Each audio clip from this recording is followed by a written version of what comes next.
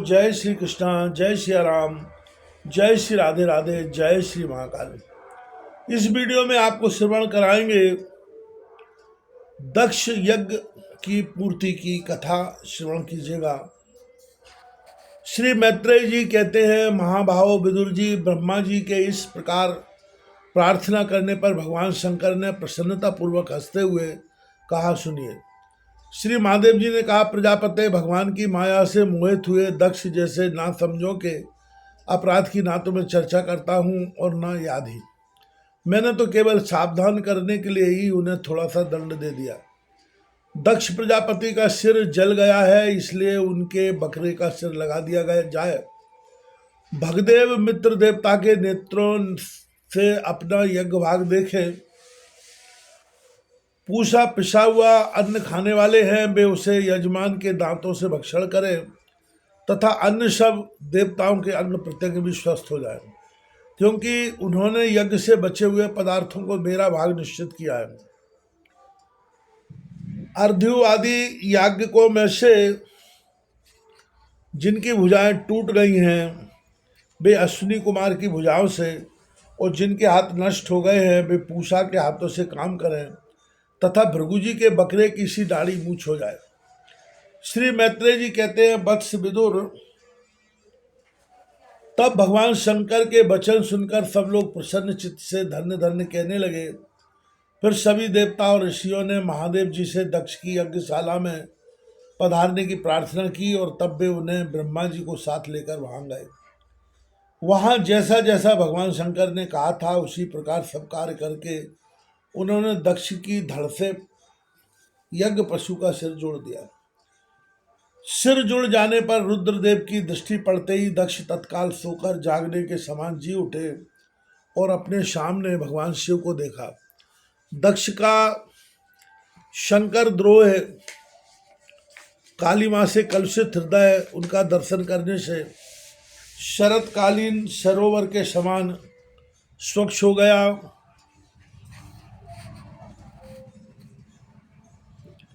उन्होंने महादेव जी की स्तुति करनी चाहिए, किंतु अपनी मरी हुई बेटी सती का स्मरण हो आने से स्नेह और उत्कंठा के कारण उनके नेत्रों में आंसू भर आए।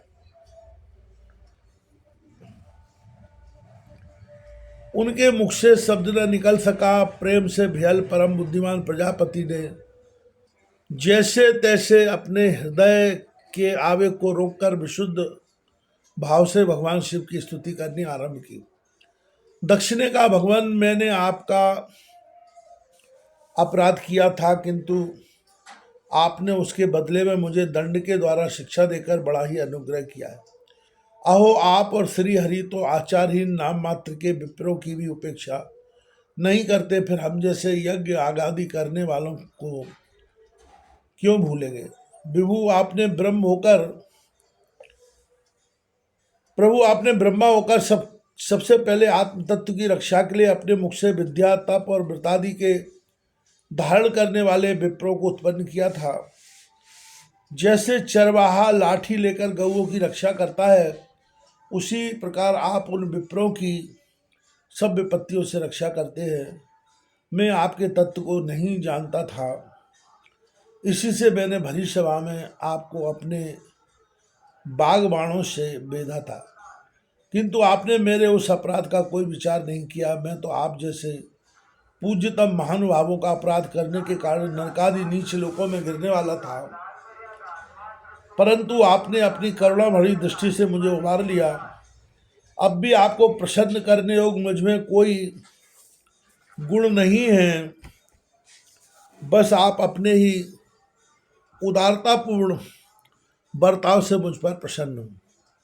मैत्रेय जी कहते हैं, आज तो शंकर से इस प्रकार अपना अपराध क्षमा कराकर दक्ष ने ब्रह्मा जी के कहने पर उपाध्याय, ऋत्वज आदि की सहायता से यज्ञ कार्य आरंभ किया।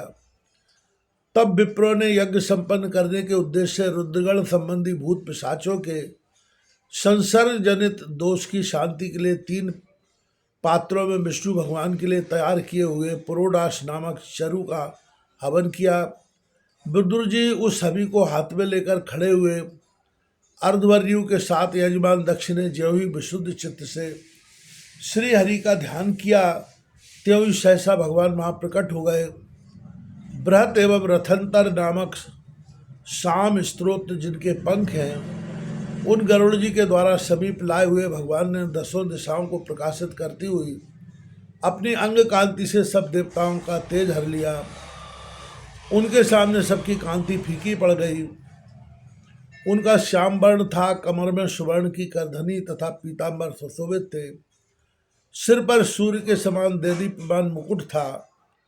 मुख कमल भौरों के समान नीली अलकावली और कांतिमय कुंडलों से शोभायमान था। उनके सुवर्णमय आभूषणों से विभूषित 8 भुजाएं थीं, जो भक्तों की रक्षा के लिए सदा उद्यत रहती है। 8 भुजाओं में वे शंख, पद्म, चक्र, बाण, धनुष, गदा, खड़ग और ढाल लिए हुए थे तथा उन सब आयुधों के कारण वे फूले हुए कनेर के वृक्ष के समान जान पड़ते थे। प्रभु के हृदय में श्री वत्स का चिन्ह था और सुंदर बनमाला सुशोभित थी। वे अपने उदार हास और लीलामय कटाक्ष से सारे संसार को आनंदमग्न कर रहे थे। पार्षदगण दोनों ओर राजहंस के समान सफेद पंखे और चमड़ डुला रहे थे। भगवान के मस्तक पर चंद्रमा के समान शुभ्र छत्र शोभा दे रहा था। भगवान पधारे हैं यह देखकर इंद्र, ब्रह्मा और महादेव जी आदि देवेश्वरों सहित समस्त देवता, गंधर्व और ऋषि आदि ने सहसा खड़े होकर उन्हें प्रणाम किया। उनके तेज से सबकी कांति फीकी पड़ गई, जिब्या लड़खड़ाने लगी। वे सबके सब सकपका गए और मस्तक पर अंजलि बांधकर भगवान के सामने खड़े हो गए। यद्यपि भगवान की महिमा तक ब्रह्मा आदि की मति भी नहीं पहुंच पाती, तो भी भक्तों पर कृपा करने के लिए दिव्य रूप में प्रकट हुए श्री हरि की वे अपनी अपनी बुद्धि के अनुसार स्तुति करने लगे।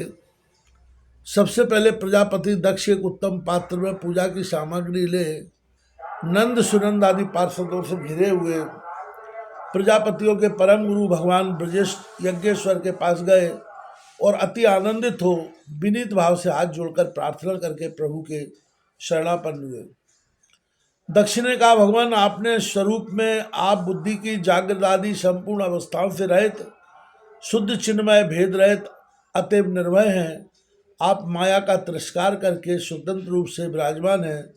तथापि जब माया से ही जीव भाव को स्वीकार कर उसी माया में स्थित हो जाते हैं, तब अज्ञानी से दिखने लगते हैं।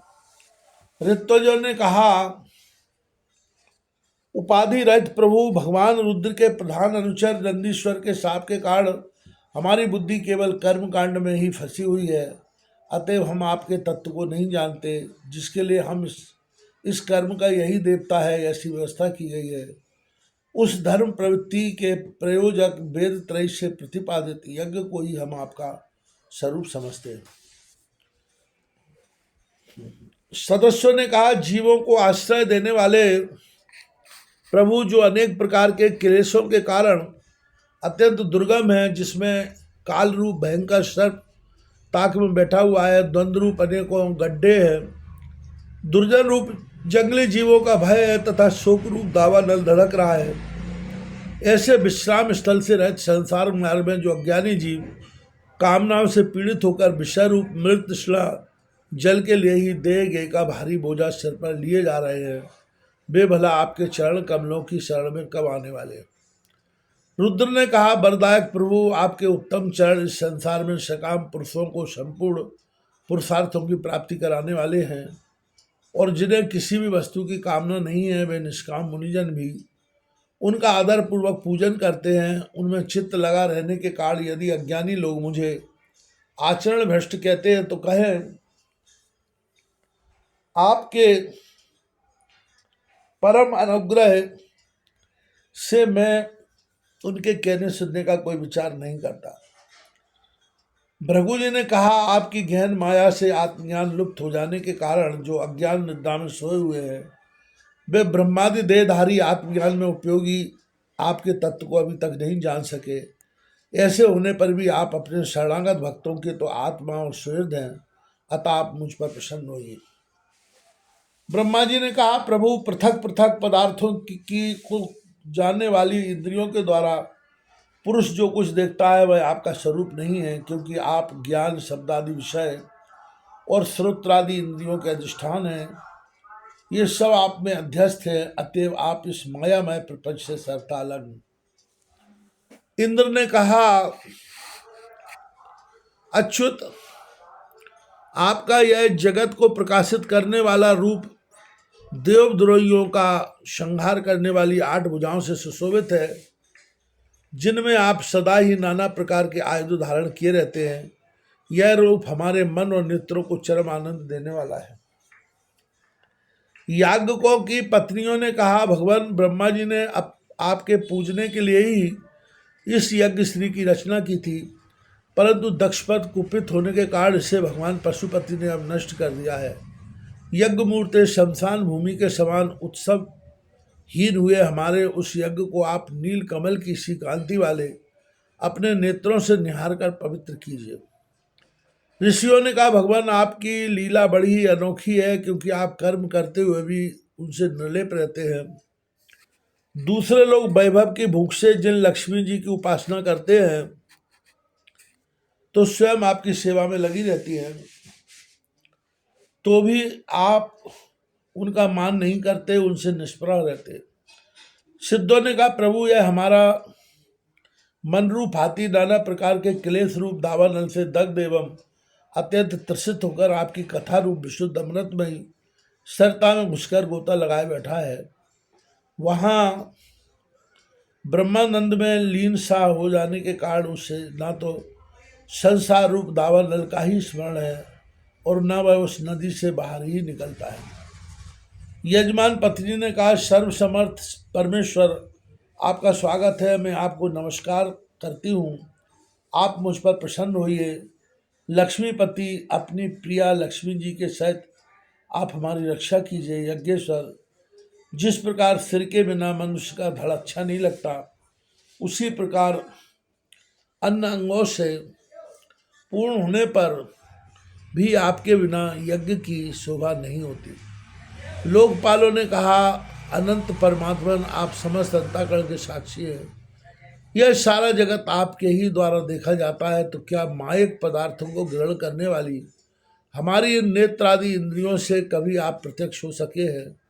वस्तुतः आप हैं तो पंच भूतों से पृथक, फिर भी 5 भौतिक शरीरों के साथ जो आपका संबंध प्रतीत होता है, यह आपकी माया ही है। योगेश्वर ने कहा, प्रभु जो पुरुष संपूर्ण विश्व के आत्मा आप में और अपने में कोई भेद नहीं देखता, उससे अधिक प्यारा आपको कोई नहीं है। तथापि भक्तवत्सल, जो लोग आप में स्वामी भाव रखकर अनन्य भक्ति से आपकी सेवा करते हैं, उन पर भी आप कृपा कीजिए। जीवों के अदृष्टवश जिसके सत्वादि गुणों में बड़ी भिन्नता आ जाती है, वह उस अपनी माया के द्वारा जगत की उत्पत्ति, स्थिति और प्रलय के लिए ब्रह्मादि विभिन्न रूप धारण करके आप भेद बुद्धि पैदा कर देते हैं, किंतु अपनी स्वयं स्थिति से आप उस भेद ज्ञान उसके कारण सत्वादि गुणों से सर्वथा दूर है। ऐसे आपको हमारा नमस्कार है। ब्रह्मस्वरूप वेद ने कहा, आप ही धर्मादि की उत्पत्ति के लिए शुद्ध सत्य को स्वीकार करते हैं, साथ ही आप निर्गुण भी हैं, अतएव आपका तत्व ना तो मैं जानता हूँ और ना ब्रह्मादि कोई और ही जानते हैं। आपको नमस्कार है। अग्निदेव ने कहा, भगवान आपके ही तेज से प्रज्वलित होकर मैं श्रेष्ठ यज्ञों में देवताओं के पास घृत मिश्रित हवि पहुँचाता हूँ। आप साक्षात यज्ञ पुरुष एवं यज्ञ की रक्षा करने वाले हैं। अग्निहोत्र, दर्श, पौर्णमास, चातुर्मास और पशु सोम, ये 5 प्रकार के यज्ञ आपके ही स्वरूप हैं, तथा आश्रवय, अस्तु, श्रीषट, याजे, ये यजामहे और वषट, इन 5 प्रकार के यजुर्मंत्रों से आपका ही पूजन होता है। मैं आपको प्रणाम करता हूँ।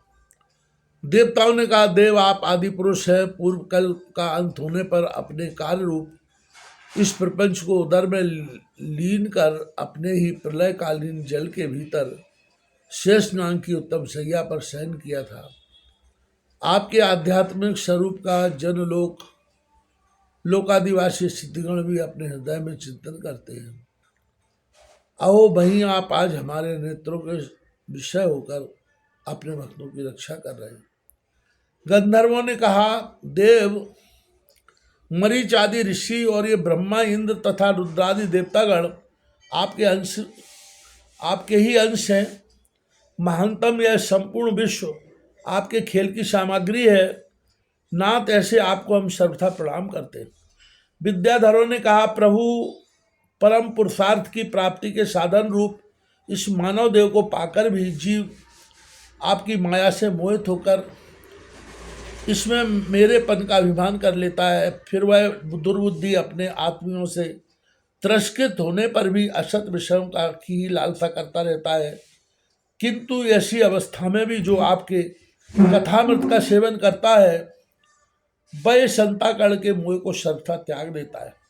विप्रों ने कहा, भगवान, आप ही यज्ञ हैं, आप ही हवि हैं, आप ही अग्नि हैं, स्वयं आप ही मंत्र हैं, आप ही शमदा कुशा और यज्ञपात्र हैं, तथा आप ही सदस्य ऋत्व यजमान एवं उसकी धर्मपत्नी देवता अग्निहोत्र सदा सोमरस्थ घृत और पशु हैं। वेदमूर्ति यज्ञ और उनका संकल्प दोनों आप ही हैं। पूर्व काल में आप ही अति विशाल बाराय रूप धारण कर रसातल में डूबी हुई पृथ्वी को लीला से ही अपनी दाढ़ों पर उठाकर इस प्रकार निकाल लाए थे जैसे कोई गजराज कमलनी को उठा लाए। उस समय आप धीरे धीरे गरज रहे थे और योगी गण आपका यह अलौकिक पुरुषार्थ देखकर आपकी स्तुति करते जाते थे। यज्ञेश्वर, जब लोग आपके नाम का कीर्तन करते हैं तब यज्ञ के सारे विघ्न नष्ट हो जाते हैं। हमारा यह यज्ञ स्वरूप सत्कर्म नष्ट हो गया था, अतः हम आपके दर्शनों की इच्छा कर रहे थे। अब आप हम पर प्रसन्न होइए, आपको नमस्कार है। श्री मैत्रेय जी कहते हैं, भैया विदुर, जब इस प्रकार सब लोग यज्ञ रक्षक भगवान ऋषिकेश की स्तुति करने लगे तब परम चतुर्दक्ष ने रुद्र पार्षद वीरभद्र के ध्वज किए हुए यज्ञ को फिर प्रारंभ कर दिया। सर्वांतर्यामी श्री हरि यों तो सभी के भागों के भोक्ता है, तथापि त्रिकपाल पुरोडास रूप अपने भाग से और भी प्रसन्न होकर उन्होंने दक्ष को संबोधित करके कहा। श्री भगवान ने कहा, जगत का परम कारण मैं ही ब्रह्मा और महादेव हूँ। मैं सबका आत्मा, ईश्वर और साक्षी हूँ तथा स्वयं प्रकाश और उपाधि शून्य हूँ। विप्रवर अपनी त्रिगुणात्मिका माया को स्वीकार करके मैं ही जगत की रचना, पालन और संहार करता हूँ और मैंने ही उन कर्मों के अनुरूप ब्रह्मा, विष्णु और शंकर ये नाम धारण किए। ऐसा जो भेद रहित विशुद्ध परब्रह्म स्वरूप मैं हूँ, उसी में अज्ञानी पुरुष ब्रह्मा, रुद्र तथा अन्य समस्त जीवों को विभिन्न रूप से देखता है। जिस प्रकार मनुष्य अपने सिर और हाथ आदि अंगों में ये मुझसे भिन्न है ऐसी बुद्धि कभी नहीं करता, उसी प्रकार मेरा भक्त प्राणी मात्र को मुझसे भिन्न नहीं देखता। ब्रह्मन, हम ब्रह्मा, विष्णु और महेश्वर तीनों स्वरूपता एक ही हैं और हम ही संपूर्ण जीव रूप है। अतः जो हम में कुछ भी भेद नहीं देखता वही शांति प्राप्त करता है। श्री मैत्रेय जी कहते हैं, भगवान के इस प्रकार आज्ञा देने पर प्रजापतियों के नायक दक्ष ने उनका त्रिपाल यज्ञ के द्वारा पूजन करके फिर अंगभूत और प्रधान दोनों प्रकार के यज्ञों से अन्य सब देवताओं का अर्चन किया।